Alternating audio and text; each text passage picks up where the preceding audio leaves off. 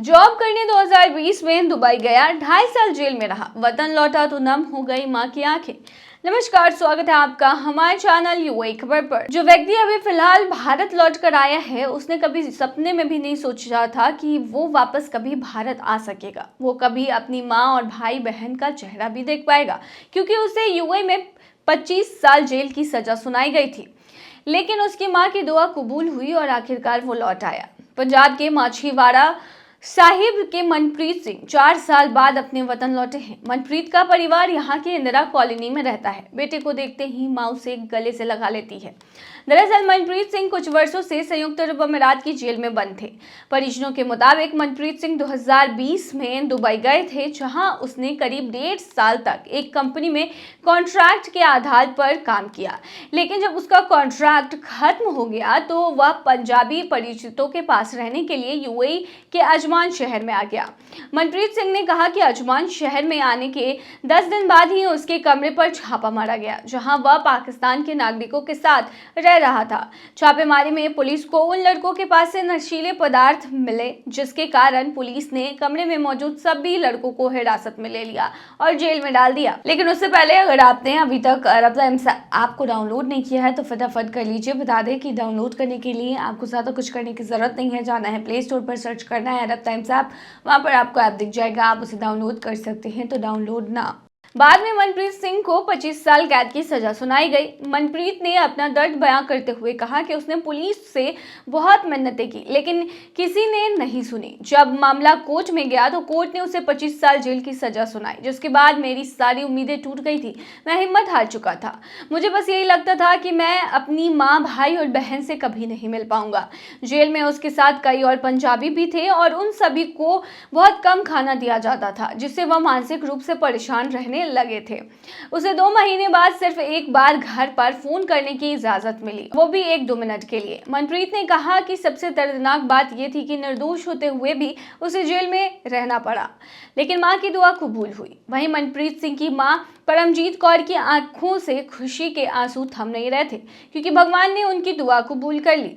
भगवान ने उन्हें उनका बेटा वापस दे दिया। परमजीत ने कहा कि उन्होंने सिर्फ एक ही चीज के लिए दुआ मांगी थी कि वह एक बार अपने बेटे से मिल ले। आज भगवान ने मेरी सुन ली और मेरा बेटा मेरी आंखों के सामने है। आजमान में ईद और राष्ट्रीय दिवस पर कुछ कैदियों को दया और सहानुभूति के आधार पर रिहा किया जाता है। इसके चलते मनप्रीत का नाम भी राष्ट्रीय दिवस पर रिहा होने वाले कैदियों की सूची में आ गया था, जिसके चलते उसे 2.5 साल बाद ही रिहा कर दिया गया और जेल से सीधा एयरपोर्ट ले जाकर भारत भेज दिया गया। मनप्रीत सिंह ने बताया कि उसके साथ 4 अन्य पंजाबी साथियों को भी रिहा किया गया है। जेल में बिताए समय को याद करते हुए मनप्रीत ने कहा कि वो बहुत मुश्किल दौर से गुजरा था और उसने जिंदा घर लौटने की उम्मीद भी छोड़ दी थी। उसने कहा कि वह अब कभी विदेश नहीं जाएगा, बल्कि अपने देश में ही काम करेगा और अपने परिवार के साथ रहेगा। उसने युवाओं से भी अपील की है कि वो अपना वतन छोड़कर विदेश ना जाए, बल्कि यही काम करें और अपने परिवार के साथ रहें। करण औजला ने दुबई में खरीदा 50 करोड़ का आलीशान विला। तौबा तौबा गाने से धमाल मचाने वाले सिंगर करण औजला ने हाल ही में दुबई में एक शानदार विला खरीदा है। ये विला किसी सपने से कम नहीं है और इसकी कीमत करीब 50 करोड़ रुपए बताई जा रही है। इस विला में दुबई के शानदार स्काईलाइन का व्यू, एक बड़ा गार्डन, विशाल पार्किंग एरिया और एक प्राइवेट स्विमिंग पूल भी शामिल है। ये विला एरिस्टा प्रॉपर्टीज का प्रोजेक्ट बॉडी विला का हिस्सा है। रियल एस्टेट कंपनी एरिस्टा ने अपने इंस्टाग्राम पोस्ट में इस खबर को कंफर्म किया और बताया कि 24 जनवरी 2025 को दुबई स्थित उनके मुख्यालय में आधिकारिक तौर पर करण औजला को विला की चाबी सौंपी गई। इस मौके पर एरिस्टो के सह-संस्थापक मुद्रित जैन और सजल गर्ग भी मौजूद थे। पंजाब के घुराला गांव में जन्मे करण औजला का सफर आसान नहीं था। माता पिता के निधन के बाद उन्होंने संगीत की अपनी राह चुनी और अब कनाडा के वैंकूवर में रहते हैं। उनका गाना तौबा तौबा उनके करियर का टर्निंग पॉइंट साबित हुआ है। इस गाने ने सिर्फ भारत ही नहीं बल्कि दुनिया भर में धूम मचा दी। उन्होंने एक इंटरव्यू में बताया कि इस गाने को इतनी पॉपुलैरिटी मिलते देखना मेरे लिए किसी सपने जैसा था। ये साबित करता है कि म्यूजिक की कोई सीमा नहीं होती। हालांकि करण का मानना है कि सफलता रातों रात नहीं मिलती है। उन्होंने कहा, मैंने दूसरों के लिए गाने लिखे, मेहनत की और सही मौके का इंतजार किया। कनाडा जाने के बाद जिंदगी फिर से शुरू करनी पड़ी, पैसों की दिक्कतें झेली हुई और कई रातें बिना सोए गुजारनी पड़ी। यह एक लंबा सफर रहा है। अब जब उन्होंने इतनी ऊंचाई हासिल कर ली है तो उनके लिए सबसे बड़ा चैलेंज इस सफलता को बनाए रखना है। करण कहते हैं कि फैंस हर बार और बेहतर गाने की उम्मीद करते हैं। मेरे लिए सिर्फ टॉप पर पहुंचना ही नहीं बल्कि वहां बने रहना और नए टैलेंट को आगे बढ़ने के लिए एक सुरक्षित प्लेटफॉर्म भी देना जरूरी है। करण औजला का दुबई में विला खरीदना उनकी मेहनत और सफलता की कहानी बयां करती है। उन्होंने अपने टैलेंट और मेहनत से ग्लोबल स्टारडम हासिल किया है और अब उनका अगला लक्ष्य अपनी विरासत को आगे बढ़ाना और नए कलाकारों को प्रेरित करना है।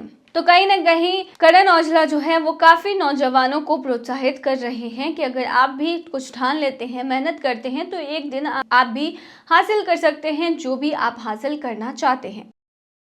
दुबई में हेल्थ केयर जॉब के लिए नया ऑनलाइन पोर्टल लॉन्च। अगर आप दुबई में हेल्थ केयर सेक्टर में नौकरी की तलाश कर रहे हैं तो आपके लिए अच्छी खबर है।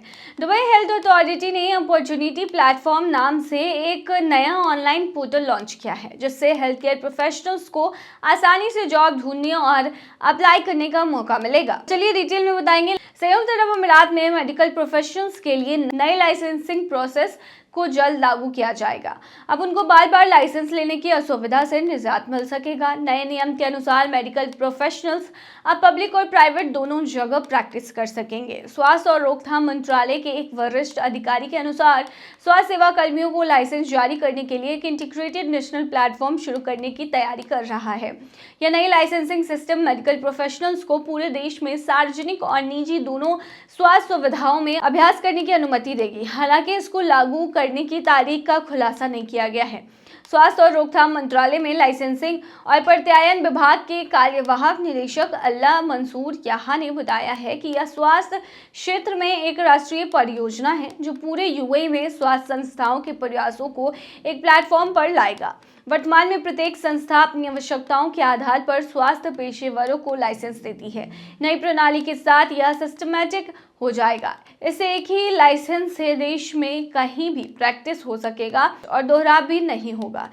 तो ये चीज़ काफ़ी बेनिफिशियल है जो भी हेल्थ केयर में जॉब ढूंढना चाहते हैं उनके लिए। मैं आपको बता दें अगर आप यूएई में जॉब ढूंढना चाहते हैं तो कुछ वेबसाइट है जिसका आप इस्तेमाल कर सकते हैं और यूएई में जॉब ढूंढ सकते हैं जैसे कि bait.com, नौकरी गल्फ, टैलेंट गल्फ और इसके अलावा आप लिंक्डइन, इंडीड पर भी जॉब ढूंढ सकते हैं। बता दें ऑनलाइन जॉब ढूंढने के बाद आपको वहां पर बुलाया जाएगा, आपसे कॉन्ट्रैक्ट साइन करवाया जाएगा, वर्क परमिट आपकी बनाई जाएगी और तभी आपको यूएई बुलाया जाएगा जहां पर रहने खाने पीने की व्यवस्था भी आपका स्पॉन्सर ही करेगा। इसी तरीके से जॉब होती है यूएई में।